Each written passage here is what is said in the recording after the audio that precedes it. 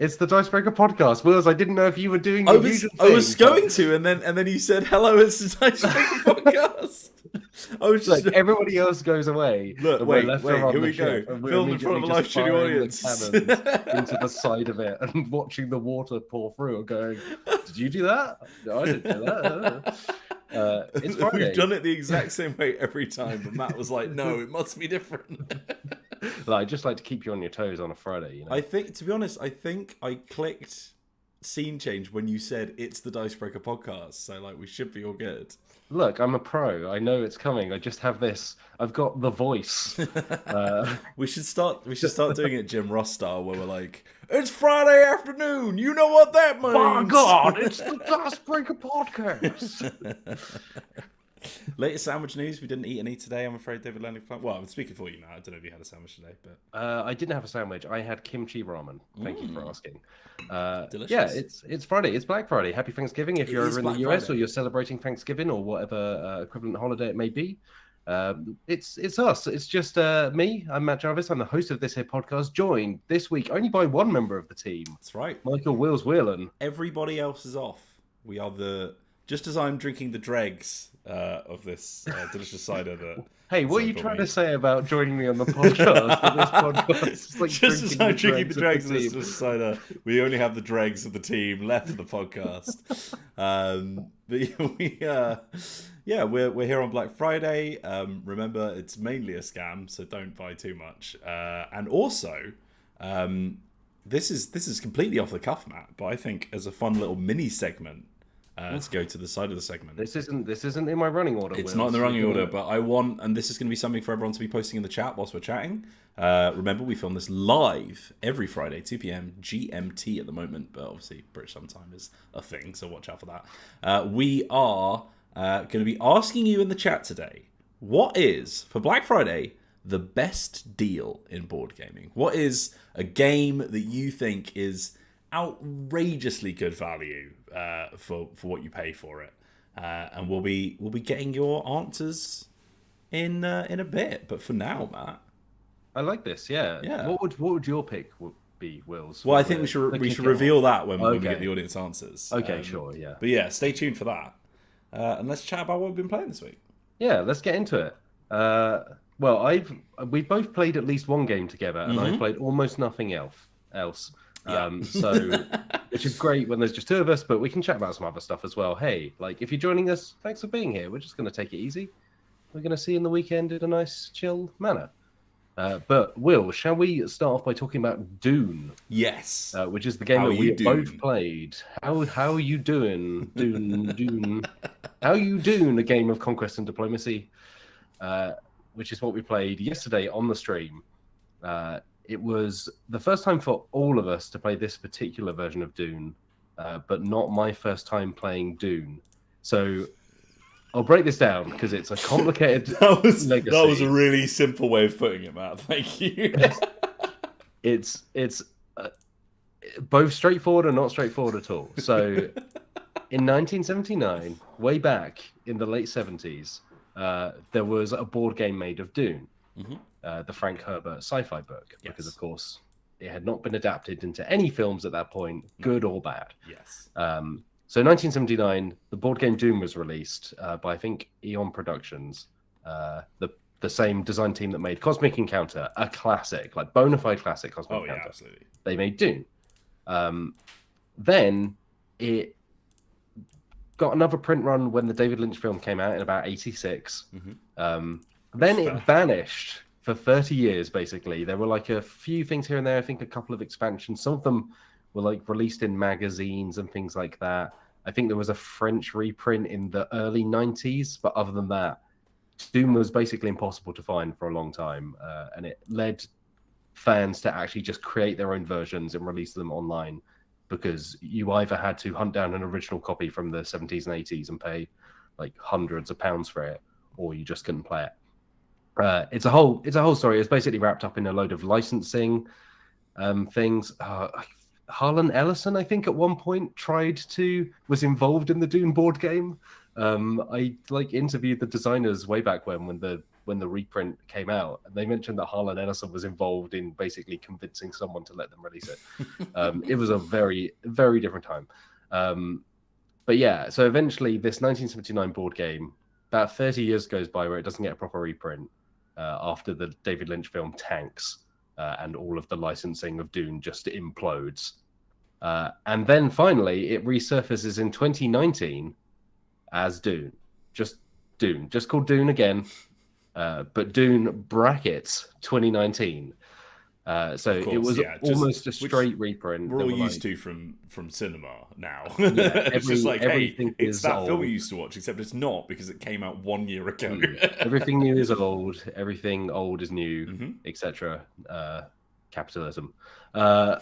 So the 2019 version of Dune had different artwork. I think it had very slightly revised rules, but for the broad strokes, it was the same game that came out, 30, 40 years ago. And it's good. It's a really good version of that game. Then Gale Force 9, which is the publisher that re-released Dune, was like, I don't think that's confusing enough. So what we're going to do is re-release this game. Yeah. But we're going to put a subtitle on it, and that subtitle is A Game of Conquest and Diplomacy. Which we'll talk about. Which is it doesn't really help because it sounds more just like a marketing slogan than an actual subtitle for a game. And it's kind of the same game, but it's not. So it's the same sort of game mechanic. So you are the different factions of the book Dune fighting over the planet Dune, Arrakis. So you can be the Fremen, you can be Paul Atreides, including Paul and Duncan, Idaho, or you can be Dunkin' Donuts, the Imperium with the Emperor, or you can be House Harkonnen, etc. And spice spawns, and then sandworms pop up, and so on. But the big difference in the new version, which we played yesterday, is that they very deliberately slimmed it down. They've tried to make it quicker and easier to play, and it is. They've kind of taken out some of the elements of there's no longer an auction for cards. They've taken out some of the factions, so there's no Bene Gesserit anymore, which was like one of the more kind of out there factions from the original Dune, because you could try and predict who would win in what round, and if you did that, you would win instead, which is a very fun and silly idea for a board game. So this new Dune board game cuts off at 5 turns. So if nobody wins by turn 5, you just count up your points, which is spice and strongholds. And the other way to win is the classic Dune board game way, which is hold 3 strongholds. So it is that game and it's not that game, but it's such a odd, complicated legacy at this point where there was Dune, then there was Dune, now there's Dune, A Game of Conquest and Diplomacy. But in that time, we've also seen Dune Imperium, the deck builder, come out, and we've seen Dune House Secrets, the game based off of detective. There's like another Dune game floating around somewhere, Dune Betrayal, which is like the Resistance but Dune. Because the Dune that we played, which is A Game of Conquest and Diplomacy, uses art from the film that has recently come out. I didn't even. If you like Oscar Isaac and staring at Oscar Isaac's face, you'll love Dune. If you like looking at Timothy Chalamet's face, to each their own. But yeah, no, the problem is all of these new games that are coming out seem to be doing the same thing, which is just using stills from the film or art based on stills from the film, which means that they all look very homogenous. It's weird, right? Yeah. Because I feel like movie board games generally got past that phase. They got past the let's just do screenshots. There are a couple that still come out like that, but generally if you see a lot of the Game of Thrones games that come out have original artwork. And I think the Godfather game that came out has original artwork. It doesn't just use screens. So it's weird to see, particularly a game like this, which isn't, I don't think it's a mass appeal game. It's not the kind of thing someone would just walk into I don't know, Boots and pick up, That's where I buy my books. He's a pharmacist for our US viewers. I thought you were going to say Waterstones. I was going to say Blockbuster, and then I remember Blockbuster hasn't existed for about 20 years. Bloody hell, Matt. Yeah, they might go into Pets at Home and buy it. But yeah, it's really weird to see a game like this that feels particularly because they had the artwork from the 2019 game, which is I believe the map is identical, and that map looks better in the 2019 version because it's like blues and oranges, and it's not just a photo of the CGI planet that then fades into shadow at the bottom, but fades, like you pointed out, it fades all the territory lines with it. Yeah, so you can't even really tell which territory is which. Which is a very odd choice. So I think it's a very ugly game, which games that use art from films and video games and stuff tend to be. Like, we talked about the Skyrim board game last week, which literally has, for the character classes, just like a screenshot from the character creator of, here is what a Nord looks like if you use the preset. And it's like, oh god, okay. But yeah, I think my main problem with it as well was just that it was a bit... Like, I get that there was, it was supposed to be a more user-friendly entry, but there wasn't really much going for it.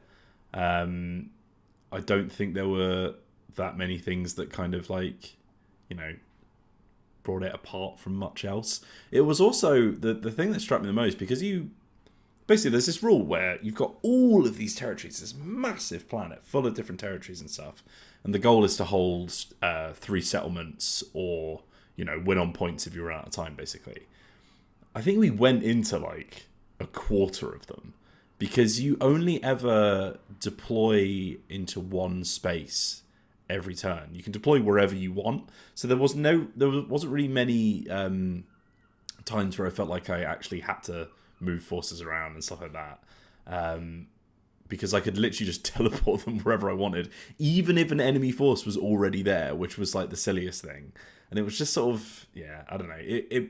I think because it's a very, very convoluted board game, the original, they've had to like take a lot of the sort of charm out of it to make it palatable for sort of a mainstream audience. And it feels like they took a bit of the bite out of it. I mean, it's still quite you're always kind of butting heads because you just drop it. Like if someone's in a stronghold, there's a good chance you'll probably just drop onto that stronghold, particularly in this one because you know that there were only 5 turns. So you kind of have to move quickly.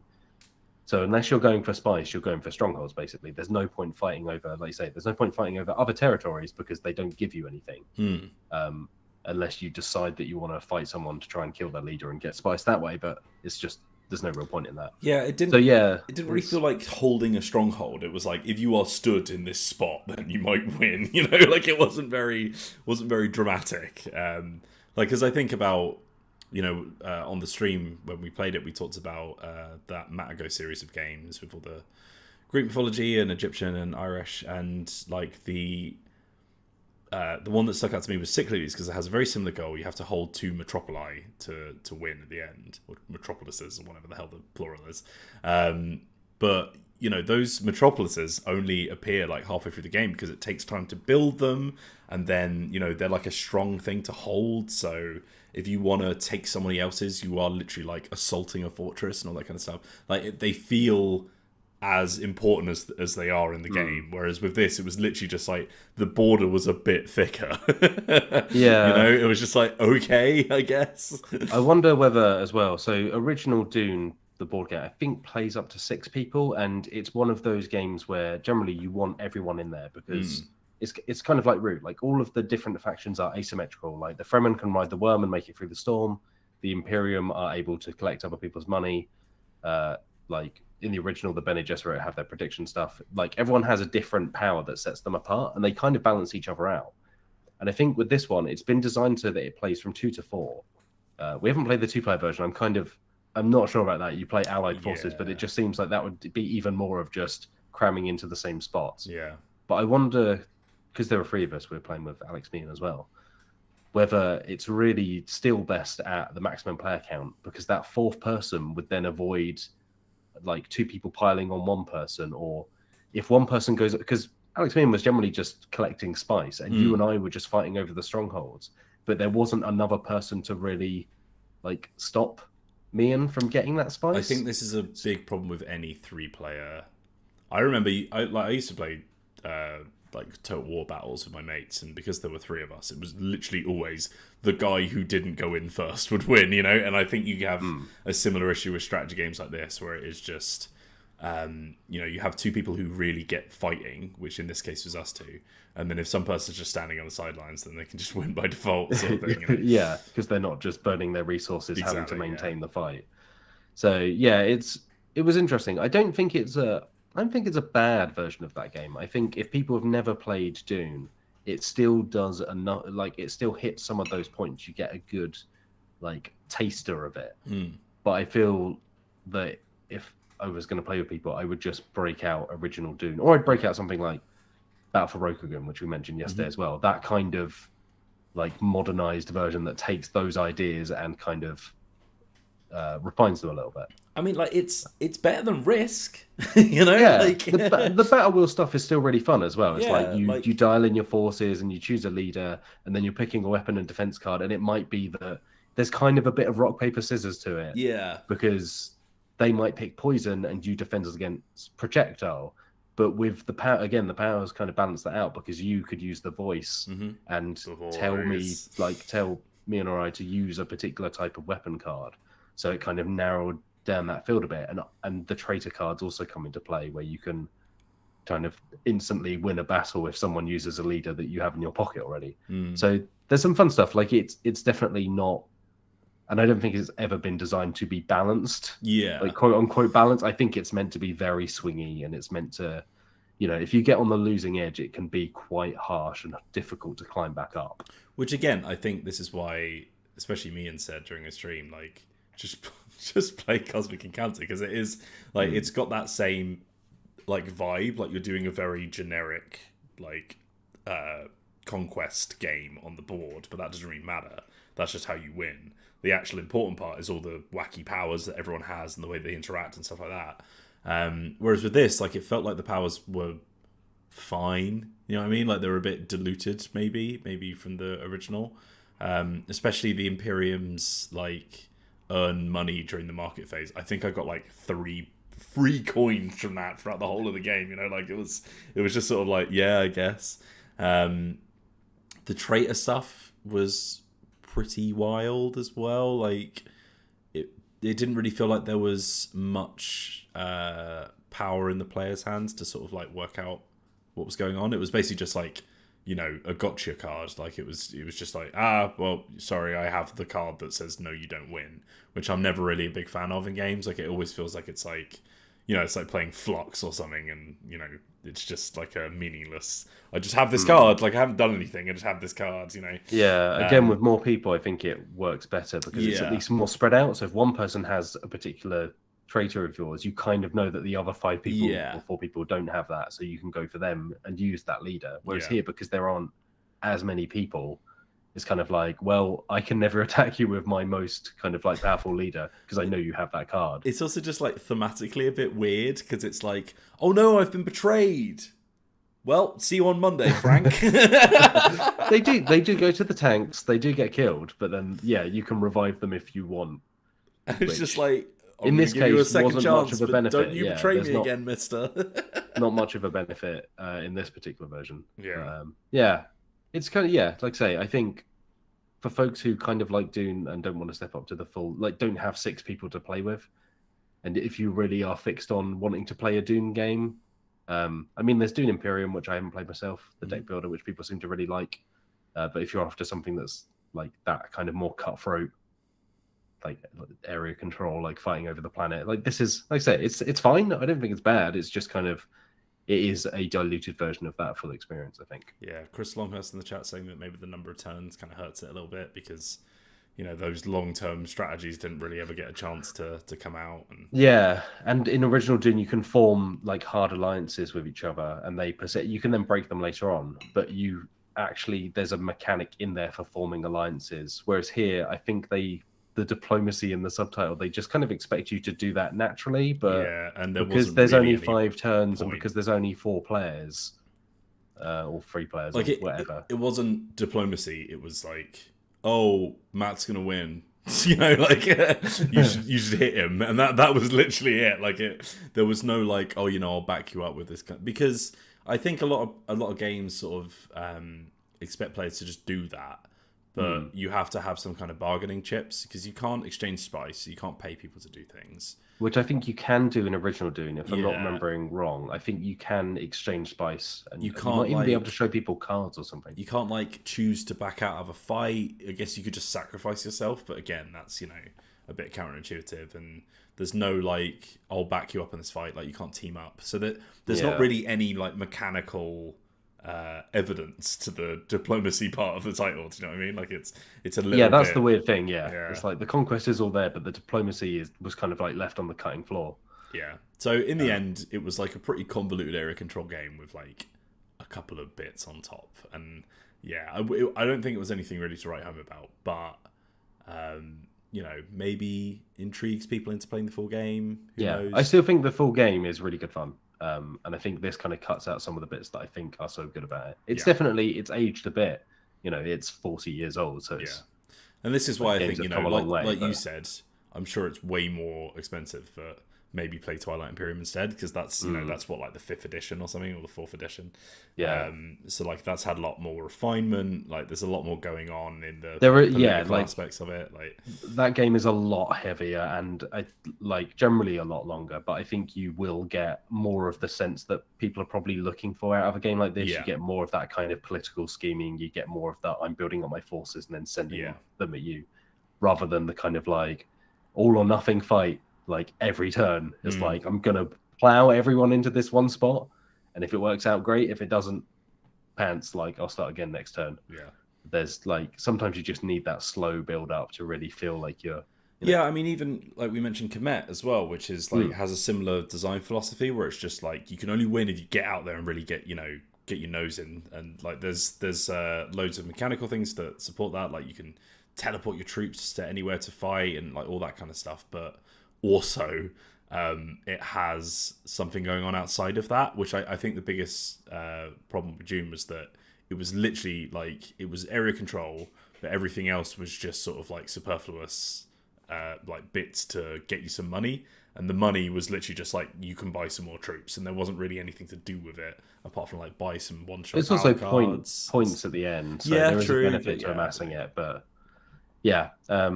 I mean, this coming out of this, it was like, okay, like my main thought was, wow, I'd really like to play original Dune again. Also, maybe I'll just play Battle for Rokugan again because that game's really good. I really want to try. I feel like it was really overlooked, and it's about the same length of time. It's about 45 minutes to an hour. It's not super long. It's about the same box size.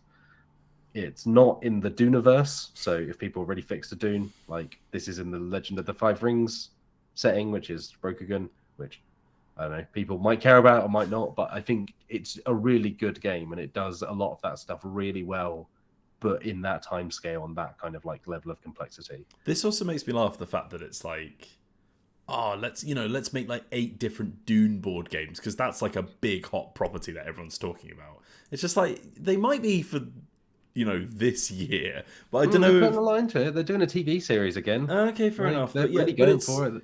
Like what I mean is like they've had a lot of faith in Dune selling games. You know what I mean? Whereas, if it was like there's a Marvel film coming out, you'd be like, yeah, sure, why not, right? It makes sense that people are making tie-ins to that because that's easy money, right? But yeah, I don't know if this really has the same. It's the kind of weird thing though. It's like a lot of movie games nowadays. This feels quite old-fashioned that they're based directly on it and they're coming out around the movie release. Yeah. Whereas a lot of movie games tend to come out and they're either nostalgic, so you get Back to the Future, you get Ghostbusters, or they take things in a completely different. So like the Marvel stuff is based more on the comics than the films. There's Thanos Rising, but it's not really based on like Infinity War or Endgame or anything like that. It's just a kind of like, here's Thanos, like you gotta fight him. Yeah, so the very broad strokes of the Marvel Cinematic Universe. I think the era of movie tie-in video games has really soured people's opinions on that, and like maybe that's why have for a long time sort of avoided that kind of marketing strategy where it's just like it's Spider-Man the movie, the board game, and it's just like, but yeah, no, I don't know. It's definitely a strange one. I don't know how many of these games that have come out are actually going to be all right. They might be fine. Again, though, like this is a game that isn't actually based on the movie. It's based on, the original game, which is based on the book, right? So it's it's but more a lot of of a the weakest reskin, points, like the visuals, which is the bit based on the movie, I think is one of the weakest points about it. Yeah, which is so it's like when the movie touches it, because that, like I say, that last game looked really nice. Like it had a really good distinctive art style. So yeah, it's kind of a shame. Like I said, I don't think it's a complete. If someone picks this up, I don't think you'll be completely devastated. It's playable. You'll probably have a good time with it, but I don't think it will hold you in the same way that that original game did for a lot of people for a long time. All right. Well, that's what else? Dune. Yeah, that's Dune. That's Dune, a game of conquest and diplomacy. I have seen some people referring to it as just Dune Conquest, which I think would have been a much better no, that is a much better and name. more accurate. Yeah. Because, like I say, we've got Dune Imperium, Dune Betrayal, so it would fit right into the Dune single word kind of. It is just like trend. It's the marketing department saying like, oh, we need to have something that's unique from XYZ. That's why you get things like what is it, Immortals, Phoenix Rising, and all that kind of crap. Where it's just like, what does that mean? Like that. I think we're still in it, to be honest. The big period of when video games had to have a colon subtitle in them, otherwise they weren't a video game. Yeah. Oh god. Well. Yeah, that's that. Have you been playing anything else, Wills? Tabletop? No. But I've been playing a hell of a lot. Oh, pardon me. Ooh, I've been playing a hell of a lot of Red Dead Online, which is the online Red Dead Redemption. Because I told you recently, like I've been very late to the Red Dead 2 train, but actually a big convert. Like I think it's a really good game. And then I wasn't really ready to give it up, so I was like, I'll try the online and see what it's like, and actually really gelled with it. Like I've been enjoying just sort of like moseying just around, lassoing people and dragging them behind a horse, doing some bounty hunting and all that kind of stuff. And I've also like it's made me nostalgic for. I remember in the original Red Dead, there was like this town in Mexico where I would spend hours playing Liar's Dice. Which is like Liar's Dice. Yeah, like way before I was really into board games, to be honest. But like something about Liar's Dice just really hooked me. I mean, it's a great game, to be fair. Like, it's so Liar's Dice. Here's just a anecdote. So Liar's Dice, I think, also known as Perudo. So obviously it's existed forever. It's like I think it's like as old as chess or something. It's just just as old as hundreds dice of are, years. Yeah, but it was kind of packaged up and released as Liar's Dice, I think in like the early 2000s or something like that. And I believe it won the Spiel des Jahres or something like that. It won some kind of major prize. Really? And it remains a point of contention among people because it was a game that already existed and someone just basically put it in a box. I'm probably half remembering. But yeah, I believe that it was like, it may have even been like a well-known design, like a Richard Garfield alike or something like that, and maybe they tweaked one rule or something. Yeah. But it was basically just the Liar's Dice, But yeah, as David Leonard Flanagan points out, it appears in Pirates of the Caribbean, which is actually where I discovered it as well. Is they play it in Dead Man's Chest, the second film, and I was like, that seems like fun. I would like to wager my soul against these Barnacle Bill Nye. The special effects in the originals were so good. It's a shame they made 8 of those. It's a shame they made 3 of those. Like the first one was goofy fun. The second one is not good. Yeah. But it's like you can get along with it. I mean, there are also other big issues now with the Pirates of the Caribbean franchise. So yes, there are. Yes, there are. Maybe don't watch those films. There are. But there you go. But yeah, no, I love Red Dead Online. I've been I've been pleasantly surprised by how much I like it because I think it's got like some MMO DNA, and I despise MMOs. I don't know what it is about them, but they just like do. I did too, Wills. I did too. Don't even think about bringing up the Bunny Boy game because I swear to God, man, Bunny Boys aren't in it yet. The Bunny Girl game then. They arrive with Endwalker. You can have your Bunny Boy with Endwalker. Oh God. But yeah, what was I going to say? Sorry. The sort of like DNA of an MMO where it is that kind of like grinding to the next little story mission, all that kind of stuff. Like it just never really gelled with me. I played Guild Wars 2 for a bit and didn't mind it, but then again, like I just hit that wall where it's just like, okay, guess I got to go beat up some goblins for yeah. 5 hours, and it's just it just never really interested me because I just wanted to crack on with the story because I was never really bothered about the like the multiplayer aspects of it, to be honest. Like I was just kind of like having fun, and it was very much felt like I was being punished for just playing it single player or whatever. But then with Red Dead Online, and I'm sure this is partly true for GTA Online, but I think GTA Online is a bit more jank and nefarious.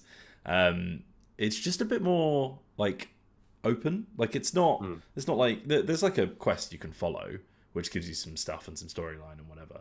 But it is mainly just like pick a thing you want to do and then go do that, and then you might do that, and you meet up with some friends and you do some missions together, and then I found this on the road, and it's like it's that experience you get in between the quests in Red Dead single player, where it's just like I ran into a guy and he's been bit by a snake. I'm going to help him back to town, and and then I stumbled into this stranger and I did this thing, and it's like it's been 5 hours. Like it is just that like diluted into like an online format. And it's really good. Got nothing to do with board games, really. I just Well, I can move it over a little bit because I wrote for Eurogamer, actually, our friends over at Eurogamer, a little while ago about Western Legends, which is a board game that I think probably comes the closest to something like Red Dead. And I think the thing that's so good about it is that it tries to do an open world. Yeah. So you are after, I can't remember if it's like, I don't know if they just call it victory points or if they call it something like glory or fame or something like that. It's that kind of thing. You're trying to become the most famous cowboy, or cowpoke or whatever it may be, and you play generally as real life people, and they have like a good selection in there. It's not just like essentially a load of white men. But one of the cool things about it is that you can do various different things, and it kind of has like a very loose, it's not super complex as a board game, but it has a loose morale system.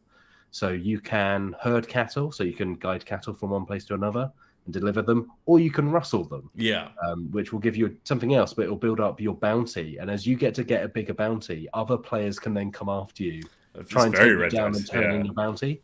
And it's things like you can just earn, if you want to rustle cattle, you can rustle cattle. If you want to be a bounty hunter, you can do that. You can also just go to the saloon and play, I think, poker, because the cards in the game are playing cards, but they have multiple functions. So you can play like a very simple version of poker and gain infamy or fame that way. But it does a really good job of, it doesn't really matter what you do. Yeah, it's really good. I really like Western Legends. It came out a few years ago, but yeah, I'd really recommend it. I wonder if it is inspired by the original Red Dead, to be honest. Like, by the way, we have a super chat from Scott Perkins who says, in all caps, give me Bunny Boys. Rightfully so. But yeah, Western Legends is really, really good. I think they put out a few expansions for it as well, but I'd really recommend it. If folks are after something that is, like say, it's kind of like a Red Dead-esque, but it's just a fun way to spend like an hour and a half just Matt, going around doing stuff. I have another segue for you, because speaking of diverse casts in a cowboy setting, I have an interesting history tidbit for you in the chat. The word cowboy, where that actually comes from is unfortunately in the very racist history of the whole world, including America, jobs like that kind of cowpoke job were often given to people of color, and put in sort of like not very good financial situations, but as a sort of term of disrespect, they would call them boy. Like they weren't men, they were boys, which is a thing. So the term cowboy is someone who looked after the cows and was black in this context. So then, and this then carries on to another interesting fact, which is in a sort of a way to get away from that. It became a thing in black culture, especially in America, for people to refer to each other as man and say like, hey man, as like a reaffirming thing. It's like, no, we are people sort of thing. Which then when, blues music got popular and then subsequently jazz music, it became like synonymous with that genre. And then as white people decided to, grab onto jazz and sort of, appropriate a little bit, they would just say, hey man, how's it going? Cool man, because they didn't really understand the context. They thought it was just a fun, cool thing to say. But that now term of cowboy that we all know it as has like not very nice, but kind of interesting history to it. Which is I didn't realize that. Yeah, well, there you go. I think generally, like, I now try to use cowpoke. Because it also is just like gender neutral. But I don't actually know what the cowpoke refers. I think it refers to like the like you literally jab along cattle, right? Back in the day, you would jab them with them. Or maybe kind of the like a horse pitchfork and the whip hay or and all whatever. that kind of stuff. Yeah. Anything else? Is that all you've been up to? That is all I've been up to. So you've been playing some Six Nimmt, some Avatar RPG. Yeah, I played this with Chase and Mian last week. We played about Six Nimmt. I had not played, I don't think, ever before. If I had played it, it was a long time ago. So it's a game. Oh, the cat's awoken. Apologies.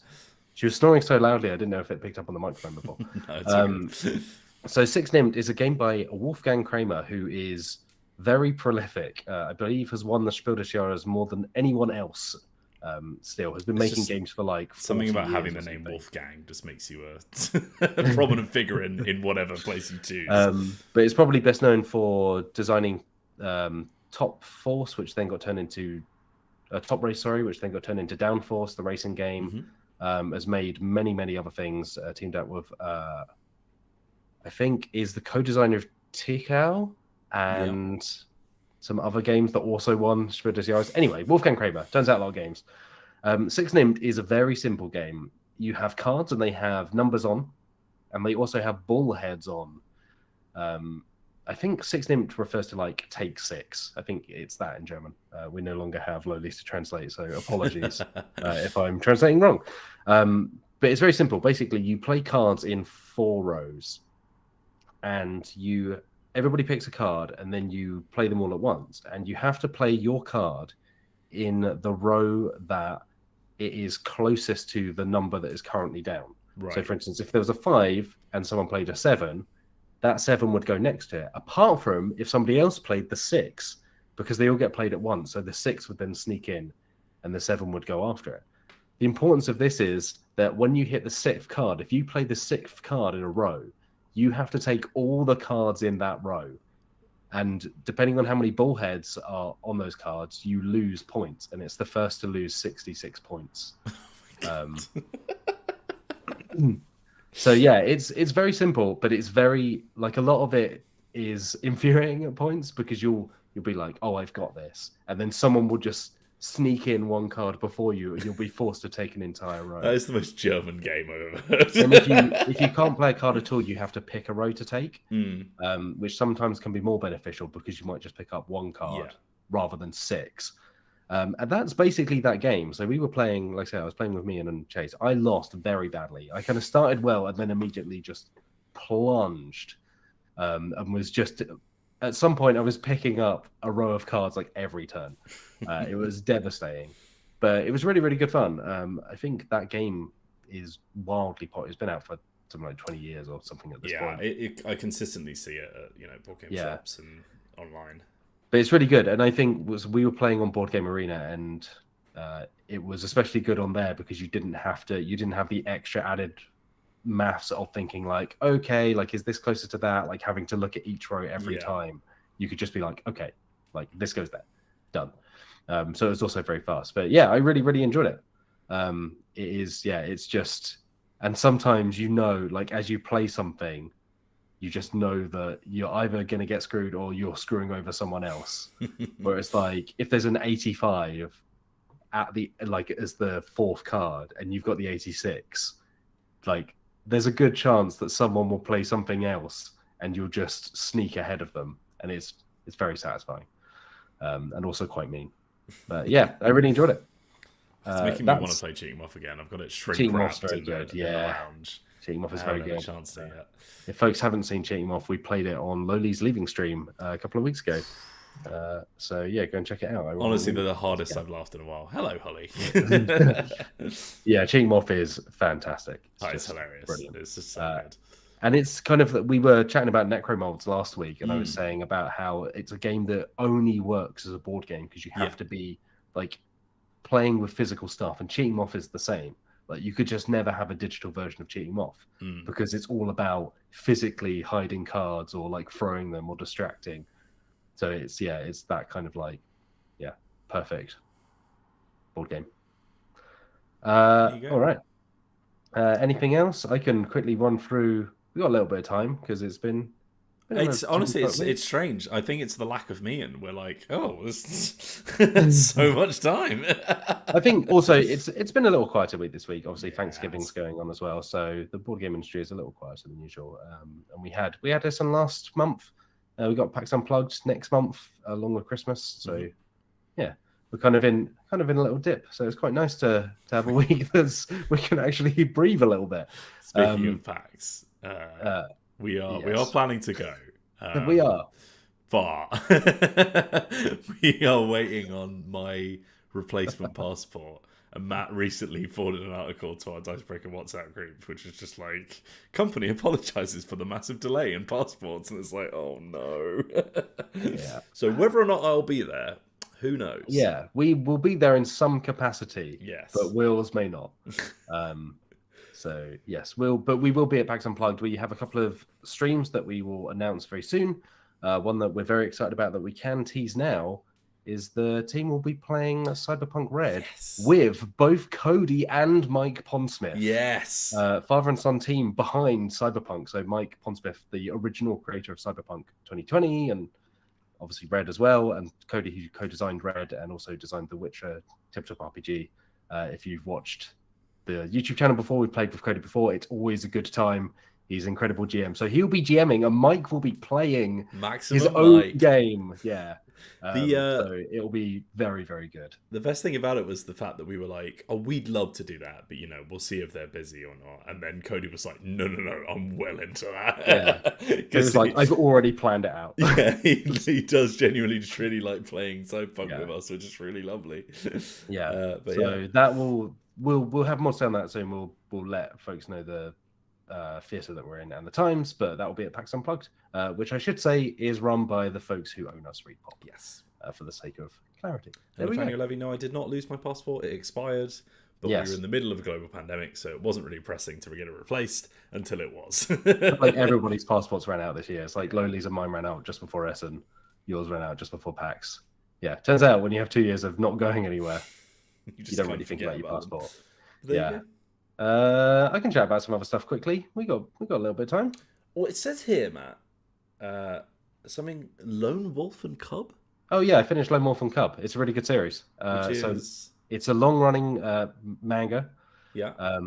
Originally released in the 70s. It is. So I started reading it 2 years ago because it basically influenced a lot of modern stuff, particularly, and I started reading it before it came out, but The Mandalorian is basically Lone Wolf and Cub with Yoda. Oh. So Lone Wolf and Cub is a samurai and his infant son in a cart who goes around. There's also a series of films which influence things like Kill Bill. There's samples of them in albums by like the Jizza of the Wu-Tang Clan and stuff like that. Lone Wolf and Cub, very influential, and I've been slowly collecting the books, but they're very hard to find, it turns out. But there happened to be, I think it was a Humble Bundle recently, and I picked up all the remaining volumes. So I've now read all 3,800 pages of Lone Wolf and Cub. It's very good. It holds up really, really well. It's very good storytelling. It's very steeped in historical accuracy. And then you watch the films, and the films are hilarious because the films are like very schlocky 70s like splatterfests. Because the books are this kind of like slow meditative thing about, there's a lot of like discussion of honor and like Edo period Japan, like the death of the samurai and like the one remaining samurai and that kind of stuff. And then you watch the films and it's just someone turns a baby cart into a literal like minigun and mows down 500 assassins. It's good. I would recommend it if anyone's interested in like obviously historical Japan, but also if you're interested in things like The Mandalorian and want more storytelling like that, it's very good. Yeah, I remember getting recommended that series in like a you should be reading these graphic novels kind of thing, because I've been trying to read more graphic novels. I just finished one called Darkwood, which is a folk horror set in like rural English countryside, and it's about like old gods and stuff like that, and it's a crime scene that's being investigated, in the modern era that is also reminiscent of a crime that happened in the 50s, and it flicks between the two times. It's one of the most difficult to follow books I've ever read. And they have, at the start, there's like a full like family tree to track all of the characters. But it's quite bleak. But it was on, I think it was on like the Guardian's, best of 2020 or something. Pardon me. So we got it. But yeah, it's Nice. it's quite dark, and not in the way that it's like violence and adult themes. It's like quite depressing. But there you go. I've also recently me and Zoe have been waiting for the next issue of Saga, because that is finally coming back, which is very, very Saga exciting. is incredible. Saga is fantastic, because we bought, I don't know if I ever spoke about this on the podcast, but we bought the compendium because I had never read it before. I just heard it was amazing. And then I think there was a quote on the back where it was like Alan Moore or something saying, this is the best. And I was like, yeah, all right, fair enough. So I bought it thinking it was finished, because it was called the Compendium. And it was like Compendium 1. And I was like, oh, okay, this must be like something that happened and I can just catch up on it and read it in full. And then we finished Compendium 1. And I was left a huss, because it's so fantastic, and it's really good. It knows exactly how to like get you invested in every single character and make you absolutely heartbroken when something bad happens to them. But the ending is like this huge cliffhanger, and it's like heartbreaking. And then we Googled Compendium 2 only to find out that it doesn't exist, because that is the current state it's in, because I think it was like 9 years ago, or maybe not that long. They went on like a multiple year hiatus. And they are finally starting it up again soon. So at least I didn't finish it 9 years ago and had to wait that long. But unlike me. Yeah. Because I kind of followed along with it as it was originally coming out, and then it's been a long wait. But it's so good. I'm genuinely shocked there's not a tabletop RPG. There must be one in discussion. I can't believe it hasn't been made. We've seen the likes show, of Avatar. We've seen the likes of like many other comic books. Yeah, it's fantastic. Going out, so. And also, it's it's diverse, and it's queer, and it's hilarious, and it's heartbreaking, and it's action packed, and it's like it genuinely provides everything.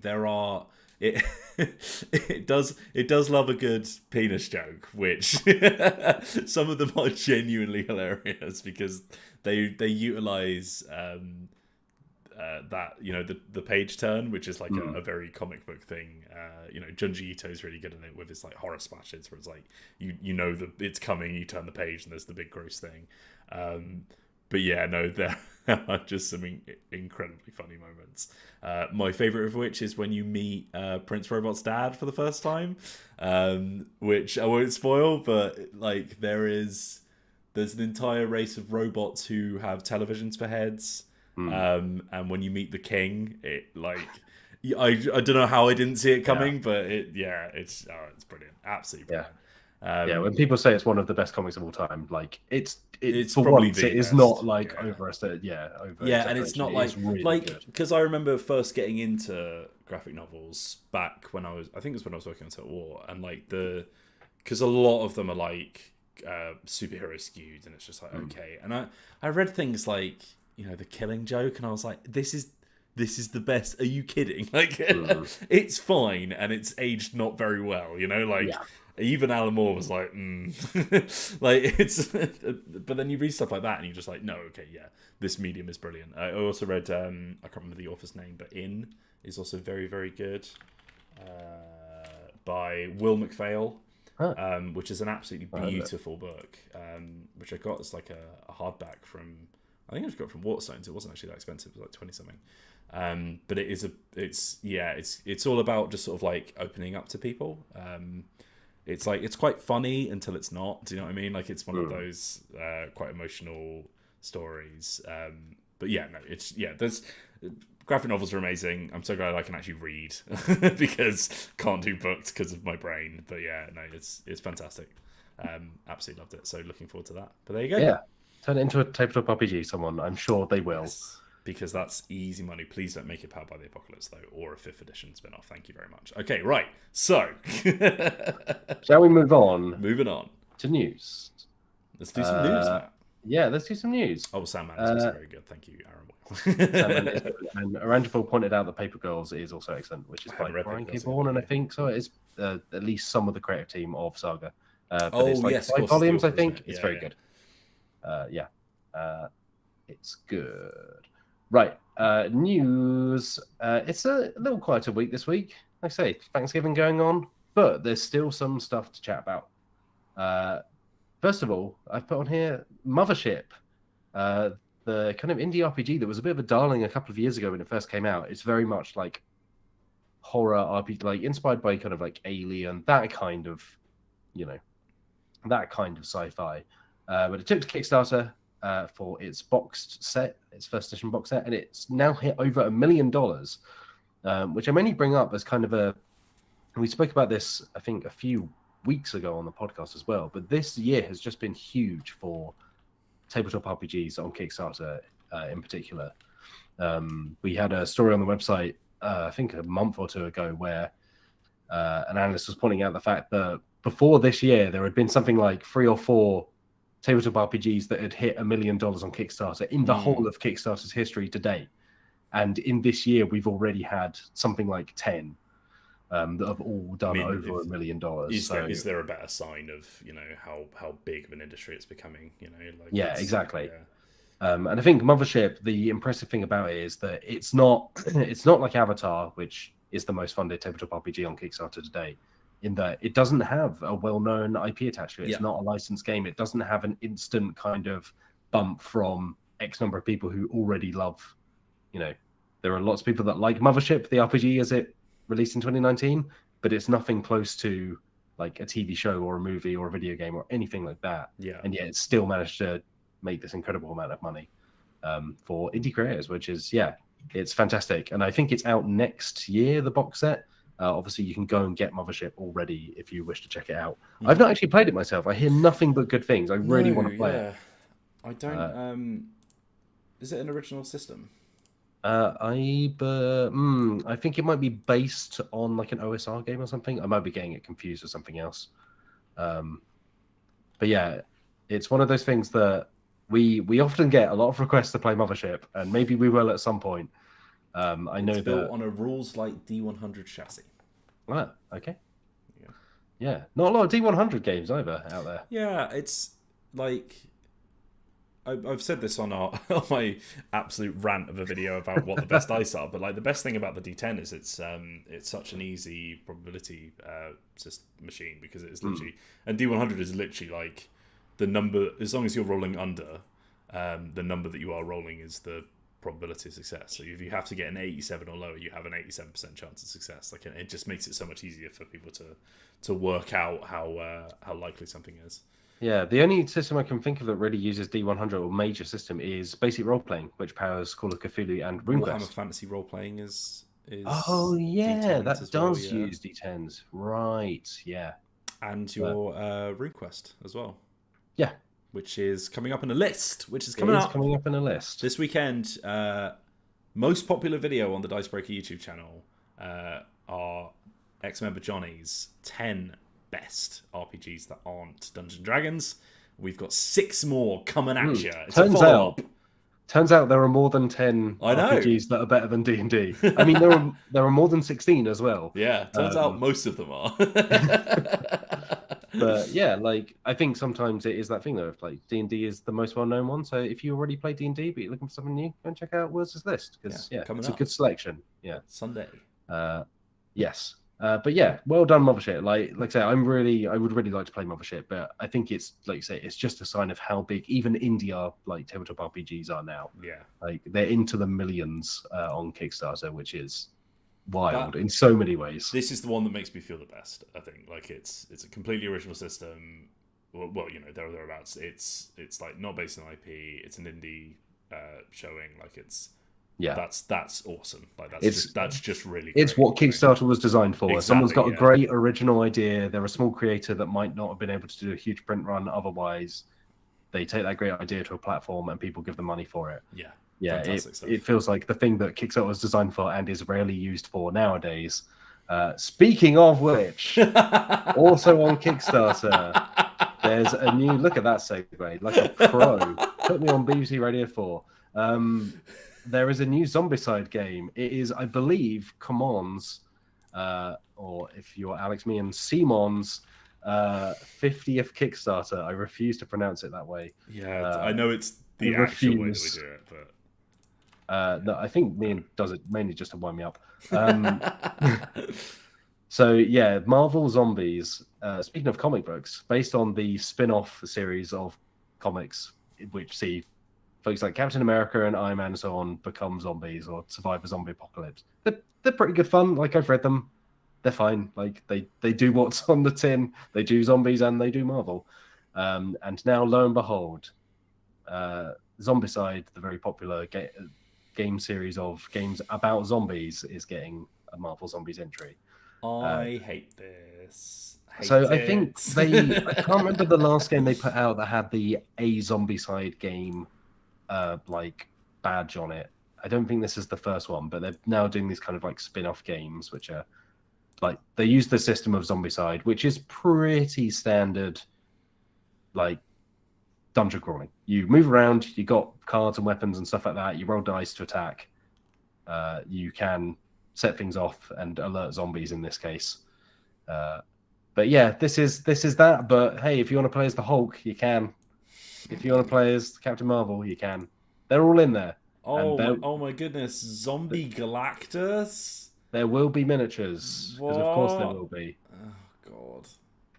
Yeah. Oh my god, the size of the Galactus. Oh my god, the Galactus miniature. Oh my god.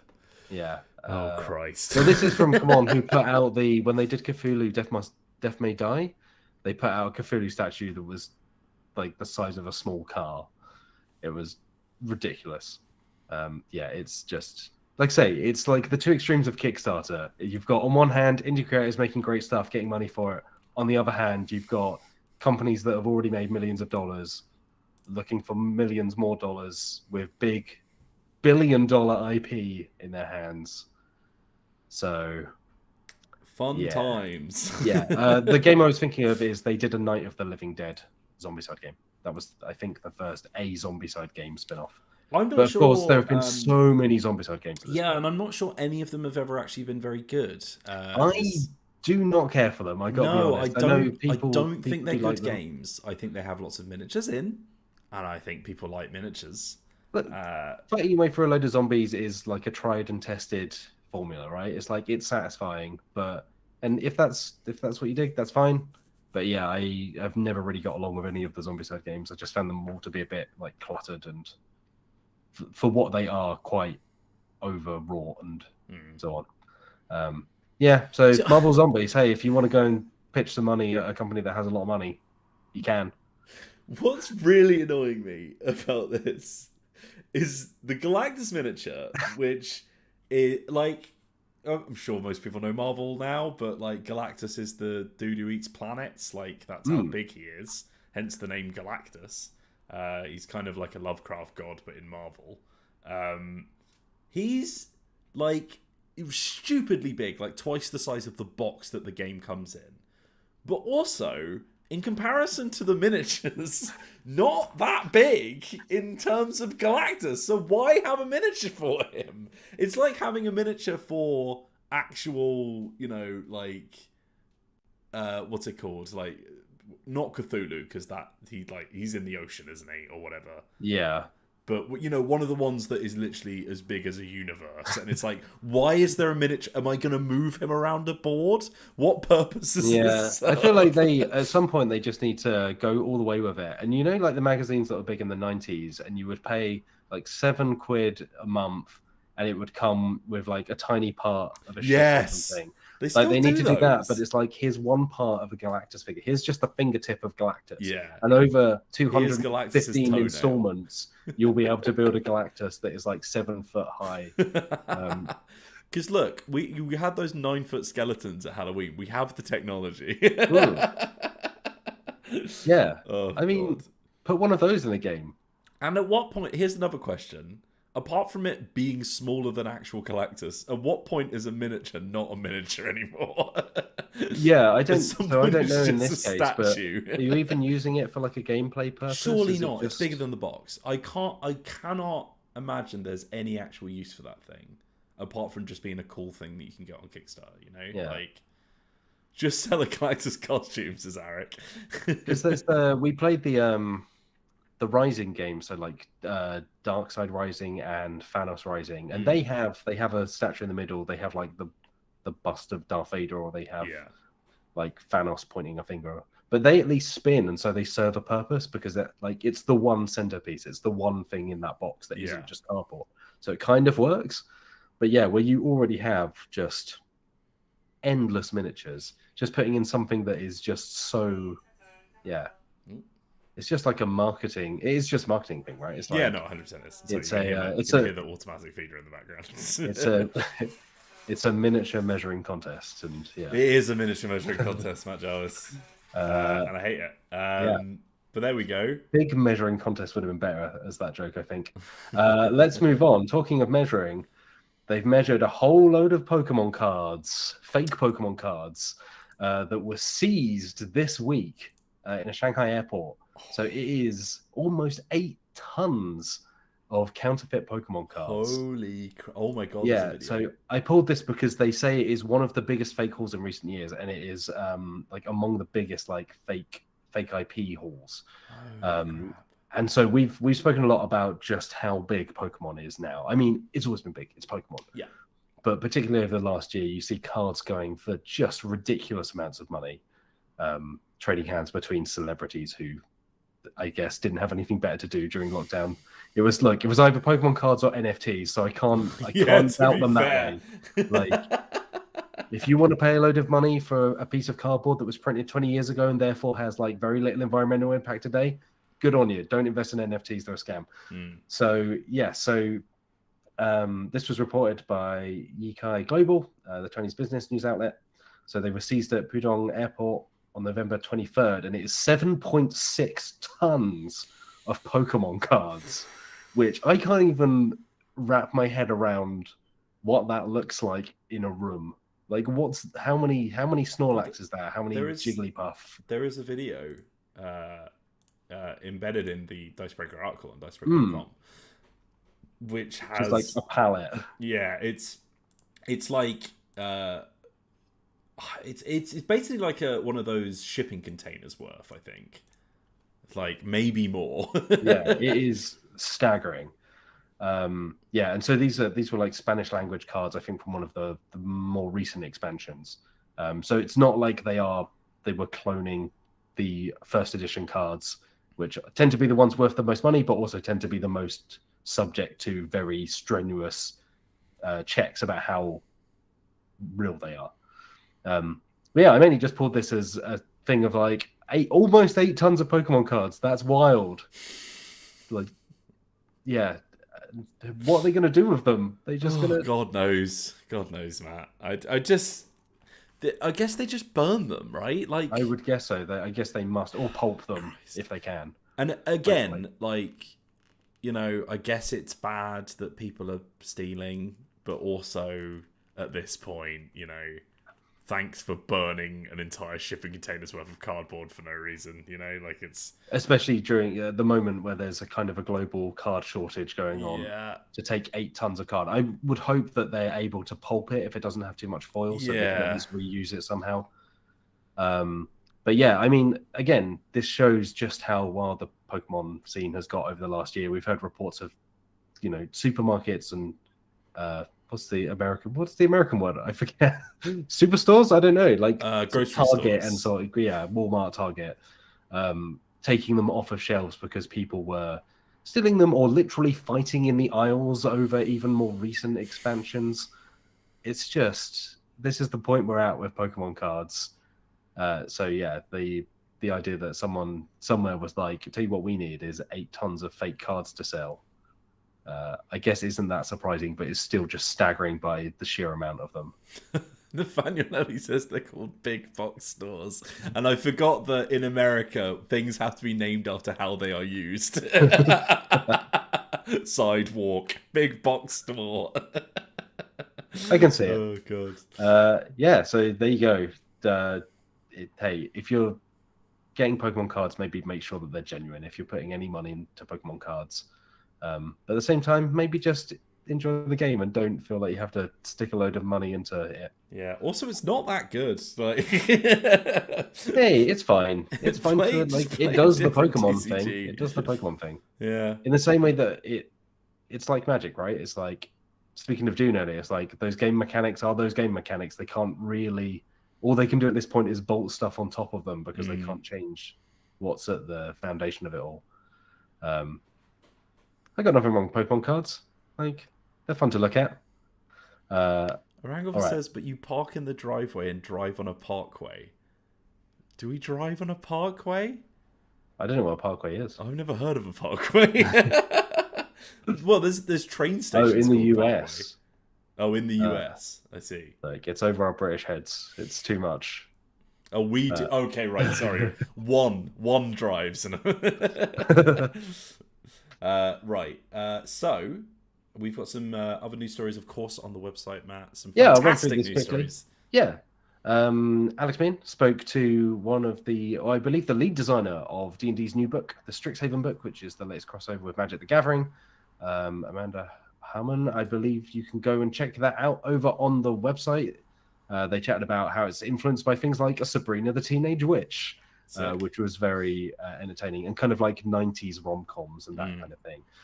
There's also Jean-Luc, who broke down, speaking of big sci-fi games, you mentioned Twilight Imperium earlier, Jean-Luc broke down Eclipse, Second Dawn for the Galaxy, and Twilight Imperium 4, kind of the biggest of the big space games, and which one you should consider playing first if you're considering picking up one, because they are both very big, very expensive, very long to play, but both worth playing. But which one should you go for first? There's also me, IK. I wrote a list, Wills. I wrote a list. My of goodness. the best games you should play if you like Scrabble. Best word games, specifically. I might nick that. Because I love them. Yeah, they're great. Paperback. I love paperback. Like, Bananagrams still holds up. There's a lot of good word games nowadays. So, hey, if you don't want to spend like 7 hours playing Scrabble and looking things up in the dictionary, play one of those instead. Also, of course, it is Black Friday today, and if you are looking to pick something up, obviously be careful. Like, make sure that you're actually getting a deal. But if you want to get kind of a jump start on some of the board game stuff out there, we've got a roundup of that as well. So you can head on over to the website at the moment, and we've picked out some that we think are good deals. There you go. All right, shall we move on? Before we move on, I will say that if there are folks in the chat who want to ping us some questions, please do so. Because I haven't pulled that many for this week. So if you have a question for us, and it can be about anything, it can be about board games, it can be about RPGs, it can be about whatever you want, stick it in the chat, and we will pull it out later. And speaking of things in the chat, at the top of this podcast, we asked a question to you in the chat. Feel free to give us more answers now. We'll be providing ours. I forgot to think about it, so I haven't thought about it yet. But I asked, seeing as it is Black Friday, what are the best deals in tabletop gaming? What is a game that you pay a very small amount of money for and get so much enjoyment out of? We've got a few answers here. Not all of them very serious. Chris Longhurst says, I can't remember how much I pay for any of my games because I buy them through Kickstarter. So by the time they show up, the price is... Ian Brown says Gloomhaven is £75 on Amazon right now, complete bargain, which is half a joke and half kind of true, because it does kind of, give you games for pretty much the rest of your life. So, there's a lot of Gloomhaven. There's a lot of Gloomhaven. Charlie Etheridge Nunn says, I replayed Tiny Epic Quest recently, and it's always amazing how much stuff gets packed into a tiny box. Yeah, absolutely. And another one from Charlie as well. I bought Ground Force card game in a charity shop for £2.50, which was surprisingly fun, and we've played a bunch. For anyone not in the know, for our US audience, Ground Force, a gardening TV show from the 90s, maybe a little bit in the 2000s, featuring, what's his name? Alan Titchmarsh. Alan Titchmarsh. Yeah. There you Charlie go. Dimmock did water features, and Titchmarsh did flower beds. Then there was the other guy, who I always confuse with the person from Time Team. Yeah, and together they were the Ground Force. by their powers combined. Ian Brown says, best value for money for any game I've bought is Love Letter, £10 for hundreds of plays. David I says, would agree. after last week's Gruesome Tales chat. No, hey, hold on. That's a question. That's a question, my bad. Save that. But yeah, there you go. You stay to your segment, Whelan. I'll stick to mine. Right, Matt, what is the best deal in board gaming? I would agree with. I think Love Letter is a great example. It's super cheap. I think it's under a tenner generally, and I've played it more than most games. I don't think I've played it. Maybe it's the game I have played the most, just in terms of number of plays. But it's so quick. It's super portable. I'd also say that Hive is also around the same price. Particularly Hive Pocket is a favorite, and it comes with chunky acrylic tiles, and they are very durable, so they'll last a long time. And I think Hive is one of those like genuinely timeless games. You just play it forever. It's like chess. Like you can just play it as its own. There are expansions, but you don't really need them. Sometimes they're included, but it is a real masterpiece. I think Cheating Moth is an incredible deal. It costs like a $5 or something, or a tenner. I also think oh god, it just slipped out of my head literally just then. Codenames is probably the most value for money I've ever gotten out of a board game. Like, I think I've played Codenames 1,000,000 times. The Crew is something, actually, Space Cornet just said, that's something I was going to bring up as well. The Crew has like a whole campaign. It's like a tiny little 20-quid box. And I have to agree with the Tiny Epic series, which, again, so much like gameplay in such a miniature little box for not very much at all. So there you go. Yeah, I think like small card games and things like that. Yes. Like even Sushi Go, like I played Sushi Go so much, and it probably costs 10 quid. And compared to games that, I can buy a game for 70 quid and it might take a couple of hours to play, but I'll play Sushi Go in half an hour, but I'll play it 50 times. Yeah. So Sushi Go's a great game. There you go. Alrighty then. Yeah. All right. Let's move on to some questions from the chat. Thank you for your questions. If you've got some questions, you can email us at podcast@dicebreaker.com. You can tweet us at Join Dicebreaker. Or if you're watching live every Friday from 2 p.m. GMT, you can just stick them in the chat. Here on youtube.com/Dicebreaker. The channel the one you're already watching. Right, let's pop up some questions. Matt, would you like to begin? Because you tend to give out the first question to some of us lucky guests here on the podcast, but how about the host reads out this question from 2-month member of Dicebreaker Plus, Retro Futurologist. Yeah, thank you. I am very generous. Thank you for noting that. A Retro Futurologist asks to loop back around to the sandwich chat. At Fantastic. The start. This was at last week's podcast. I pulled this, but we didn't have time for it last week. Where Wills opened the show by eating a sandwich. I did. Look, we only have the finest content here on the Dicebreaker YouTube Wills channel. opened the show by talking about the fact that he just finished a sandwich. What are the DB team's favorite food-themed games? And this leads on nicely because I was just talking about Sushi Go. And I think Sushi Go is right up there. I believe we may have a list, actually, in fact, of this very subject on the Dicebreaker website. I believe Sam Nelson may have written it for us. But I think Sushi Go is brilliant. I will also shout out Point Salad, which if anyone's been watching for a while, they'll know how much we love Point Salad because we played it incessantly for a while. There is also, I can't remember what it's called. It looks very bad. Like, it's got crap graphic design. I think maybe they were doing a reprint. Is this Food Chain Magnate? No, not Food Chain Magnate, which I think looks lovely. But the real-time kitchen game, Kitchen Rush. Oh, Kitchen Rush, yes. Which is very, very similar to Overcooked, if you've played that video game, where it is a co-op, real-time, very stressful kitchen management thing, which you play with sand timers. And it's supposed to be very, very good. It is brilliant, and the first edition does look like crap. Yeah. But the new edition, which we have a copy of, and I've kind of flicked through, they have fixed a lot of the stuff that I didn't like about the first version. Cool. Because the first edition was a great concept, and then some of the sand timers weren't produced very well, so they would have different levels even at the same time, which was very confusing, and a lot of the components were not great. So they seem to fix a lot of those things in the second version. And I believe they've also put in more of like a tutorial mode so that it ramps up from the basics of just delivering food through to things like managing your staff Yeah. and like washing up but yeah, Kitchen Rush is a really, really good game. There you go. I'll read this one out from Aaron Wimmer, who Yeah. says, "What do you think makes a good solo game?" Good question. That is a good question. I think so. I'm not like a massive solo gamer. Like I've played a few. I've played a few solo RPGs. I tend to learn games solo if we're doing like a review or a let's play that I need to know it in advance.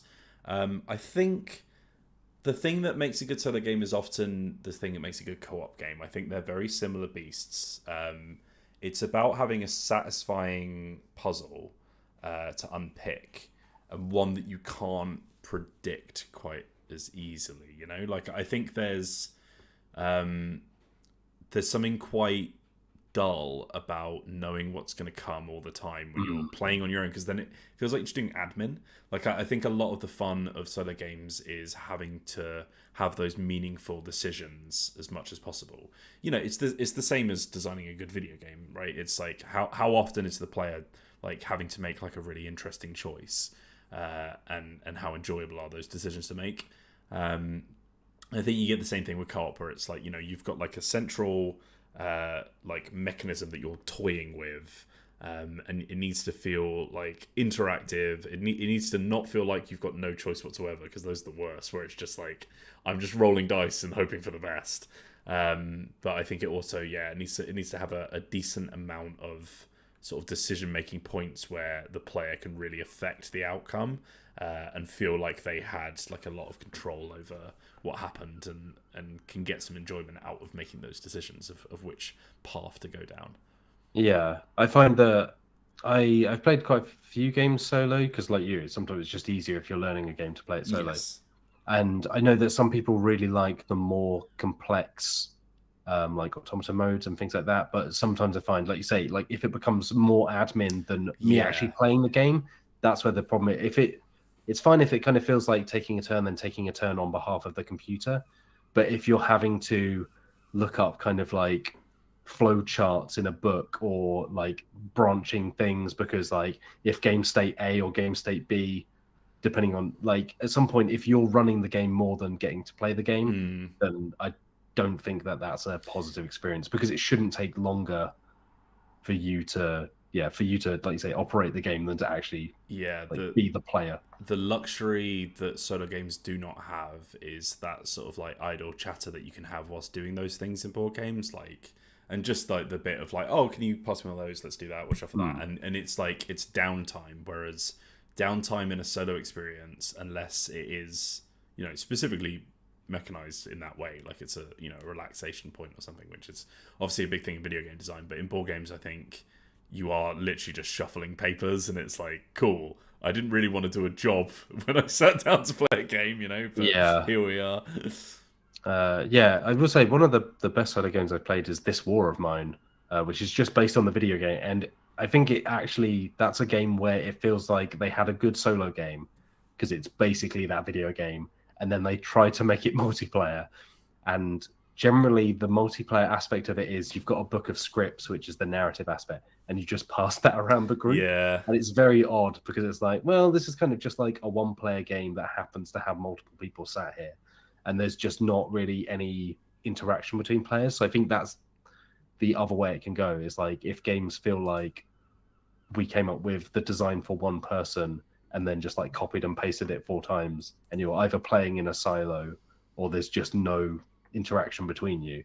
It's like, well, at this point I might as well just play kind of by myself, or apart from roll and writes, because roll and writes are so quick and they're just pure high score aiming.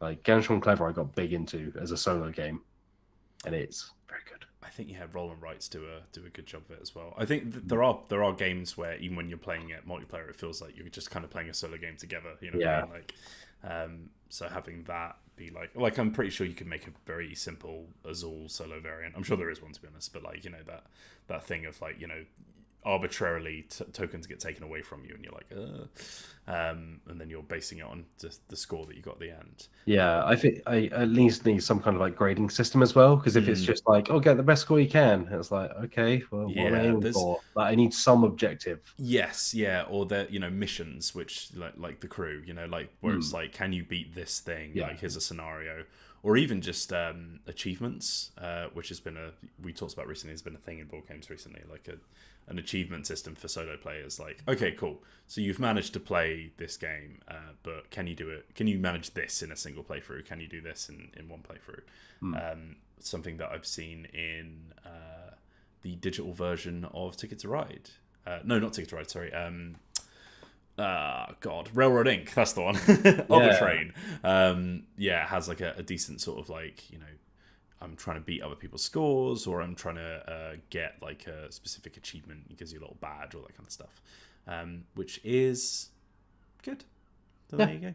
We have a question here as a super chat from Norm Kelly, and this is a very specific one, which is Anglish and other conlangs good for RPGs? Which I had to Google, to be honest. So did I. Constructed languages. So things like, I'm guessing like Pig Latin and that kind of stuff, but Anglish, I'm assuming, is like an experimental version of the English language. But yeah, I guess it depends what context you mean. Like, do you mean to play in and to speak in as a character, or do you mean literally to like run a game in? Because I feel if it's that thing where it's less accessible because you're playing in a language only some of the group know. A register or form of English that gives preference to words of native Germanic origin over words of foreign origin. In English, you might call a dictionary a word book, for example.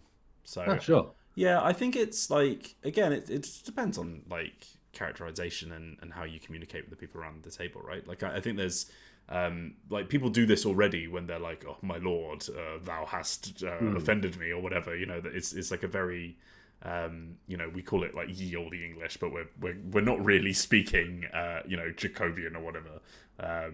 But there's a lot of play language that I think we use anyway. So as long as people know what you're saying, that's the main thing. Yeah, I think it's absolutely fine. Like everything with RPGs, right? It's like if you just mention it to the people around the table, like, hey, is this all right? Like, is everyone going to understand? Is everyone comfortable with it? And so on. That's the main thing. Like, from there, if you've got the consent of the rest of your group, like, go for it. Yeah. Like, that's always the thing. Yeah, I think in general, like, it's mainly just sort of like, this is what my character does, and as long as everyone is comfortable, that's fine. Yeah. Matt, would you like to read this question from David Leonard Flanagan? Sure. A member of 2 months. Yeah, thanks very much. After last week's gruesome tales chat, what children's program from your childhood would you like to see adapted into a board game? So this was like Grisly Tales for Gruesome Kids, which was a fixture of ITV in the late 90s, I want to say, through to early noughties. It was basically a load of slightly scary, kind of Goosebumps-esque stories, but in stop motion. Wow. Children's program from my childhood. There is apparently already a Samurai Jack board game, and it's not very good. I would assume a Samurai Jack board game would be quite fun. I'm trying to think what I watched as a kid. I mean, mostly just rubbish. I mean, mostly like a lot of Pokemon and Digimon, so that stuff already exists. I'm trying to think of like, TV shows that would fit an interesting board game. Like, I don't think Dexter's Lab would make a super interesting board game, apart from just sort of fan service. Like, there's nothing about that show that is specifically an interesting thing to explore gameplay-wise, you know what I mean? God.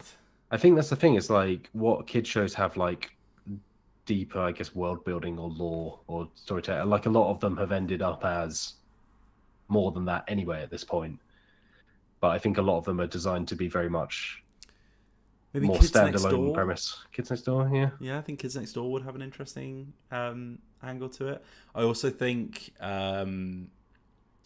what's it called? Foster's Home for Imaginary Friends might be interesting if you were creating imaginary friends to do things.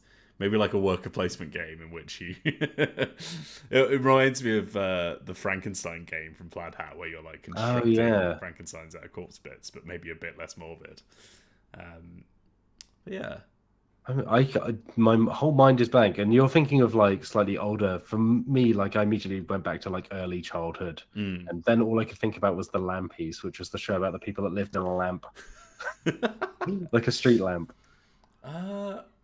Yeah, God, like baby shows. Williams Wish Wellingtons. There you go. I'll tell you what, Bernard's Watch. Bernard's Watch, yeah. Like listen here, it's The like a Queen's programming game. So it's like Robo Rally. So you pause time, you program a load of things, and then you unpause time. Yeah. And you have to try and hope that things work out well. Mostly I remember with that Bernard Watch, he would just turn around like the hose into someone's face. He was just a bit of a wrong. I don't think anyone should be trusted with the ability to stop time, to be honest, Matt. Especially not a small child. No, because then what if they if they then get injured or something or pass away, like then time is frozen forever and no one knows and the world just ends. Yeah, imagine. Demon Headmaster, the Queen's Nose. Make a Queen's Nose. I just said the Queen's Nose when you were talking. Oh, did you? Yeah, no, Queen's Nose, absolutely. Demon Headmaster, I think, maybe. Yeah. Actually, maybe it is the older ones that are a little bit more interesting. Trapped. I do want to shout out to Williams Wish Wellingtons for having a fantastic theme song in Williams Wish Wellingtons. Fantastic stuff. Just absolutely fantastic. Yeah. Raven. Make a Raven. Raven is a great shout. There you go. Good question. Very good question, David Lenflagon. Thank you very much. Yeah. All right, Wills, would you like to read this last one from Weihan Lim? Yes, Weihan Lim says, just as the Mountain Goats made a D&D-inspired concept album, which artists would you like to see make a concept album about which tabletop experience? This is a very, very good question. I would love to see Coheed and Cambria make an album about, I haven't figured out what yet, but I want to see them, because all of their best music was based on the Singer's graphic novel series. I was going to say, of most bands, Coheed and Cambria feel like a band that should already have a tabletop universe. There was was it like Striga Wolf or something? There was some metal band that had a board game a few years ago, and I feel like Coheed and Cambria is just primed for that. Yeah, surely.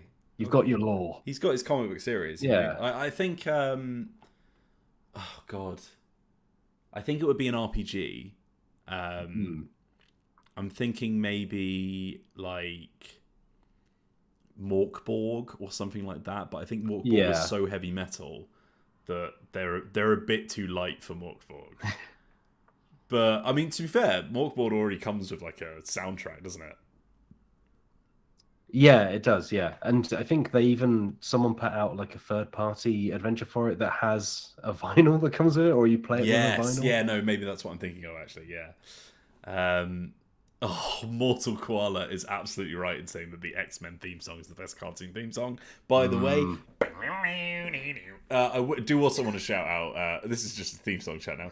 I do also want to shout out the Spider-Man cartoon with Spider-Man, radioactive Spider-Man. What about the Sonic Underground? Sonic Underground had some pretty good. Also, that's the one where they all play instruments. Yeah, Sonic X, Sonic X. Oh yeah, Cowboy Bebop is a great shout. Aaron Winmai as well. But yes, I would love to see Coheed make a tabletop themed concept album. I'm not entirely sure what around. I think I want them to write an RPG that comes with an album. I think that's what I want. I don't think anything fits Coheed as well as they could make themselves. You know. What about you, Matt? I was going to say the Wu-Tang Clan, but I feel like I've said this before because I feel like we had a similar question many a year ago. The problem is with Sonic themes is the best one is Sonic Heroes, which is not a TV show but a video game. Sonic Heroes, which Mian isn't here for to sing with me, but somewhere she's singing it. She's just belting it out. Yeah, she doesn't know why. She's done the response to my call. This is a genuinely difficult question. Yeah, I know what artists I would like to do a concept album, but then trying to fit something tabletop to that is very different. I think I would love to see Radiohead make an album about like a really introspective solo RPG. Do you know what I mean? Like, oh, sure. I'm trying to think now what solo RPG that would be. Like, what's a Reddit? It would need to be political. Yeah. It would need to be downbeat. Yeah. What was the one that came out? There was one about Brexit. It was like Brexit, but as a post-apocalypse. Oh, that would be yes. the Radiohead, like it was really like good. I wanted Shadow to of talk about Mog. it. Shadow of Mog, I think. Yeah, Shadow of Mog. That's the Radiohead Shadow of Mog album. Shadow of Mog sounds like it could be a Radiohead song from like 1998. Big fan of that. Yeah, I really wanted to do something on Shadow of Mog, but I just didn't have the time, unfortunately. I think we wrote a story about it on the website, but it is really good. Okay, all right. Okay, I just want to point out, Matt, this is really important. The Spider-Man theme song that I was singing earlier, the guitar was played by Slash from Guns N' Roses. Was it really? Formerly of Guns N' Roses. Who signed that? Who was like, who we need for this? Slash. To be fair, mate, the guitar slaps. It does rip. It is does incredible. So, fair play. But there you go, Wei Han Lim. Thank you very much for your question. Yeah, thanks very much for your question. And that some fantastic questions on this episode. Yeah, thanks very much. Like I say, if you've got your own question for this here podcast, you can email it to us at Dicebreaker, podcast@dicebreaker.com. You can drop it in the chat if you're watching live, or tweet us at Join Dicebreaker. We appreciate all of them, and we try to answer as many as we can. So just fire them in. Doesn't need to be about board games, can be about whatever you want, and we'll answer it. But that is all the questions we have for this week, and all the time we have for this week. And look at that, an hour and a half. We've actually done it. Look at that. All it took was to cull down most of the team. Tight as anything. We're on a tight ship here. Thank you very much for joining me. Of course, Michael Wills Whelan. Thanks very much for having me. I've been Matt Jarvis. I've been your host. I appreciate it all. Thank you if you've been listening or watching live. Thank you if you're listening after the fact. We appreciate it all. We'll be back next Friday, as always, live from 2 p.m. GMT on youtube.com/Dicebreaker. But in between, you can find us over on Dicebreaker.com as well, and at Join Dicebreaker on Twitter. But for now, that is all the time we have. Enjoy your weekends all. Stay safe out there. And until we meet again, have a lovely day. Bye-bye. Bye.